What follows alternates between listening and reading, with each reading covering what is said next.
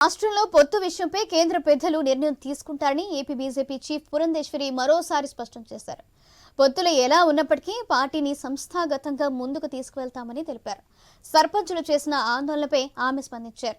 చాలా మంది సర్పంచులు సొంత నిధులతో అభివృద్ధి పనులు చేశారని, వారికి జగన్ ప్రభుత్వం బిల్లులు చెల్లించకపోవడంతో ఆత్మహత్యలు కూడా చేసుకున్నారని అన్నారు.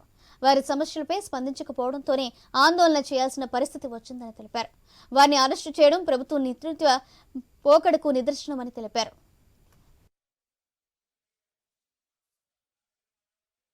అనేటువంటి అంశం ఎలాగున్నా, ఎందుకంటే పొత్తు మీద నిర్ణయం అనేది మా పైన నాయకత్వం, ఢిల్లీలో ఉన్నటువంటి నాయకత్వం చేయాలి. కాబట్టి ఇవాళ అసలు రాష్ట్ర ప్రభుత్వంలో ఈ సర్పంచ్లు ఎవరైతే ఉన్నారో రాష్ట్ర ప్రభుత్వం డబ్బులు ఇవ్వలేదు, ఎప్పటికైనా బిల్లు ఇవ్వకపోతుందా అనేటువంటి ఆలోచనతోటి వారు బయట నుండి అప్పు తీసుకుని వచ్చి ఏదైతే వాగ్దానాలు చేశారో వాటన్నిటినీ కూడా అక్కడ సర్పంచ్ నిర్వర్తించడం జరిగింది.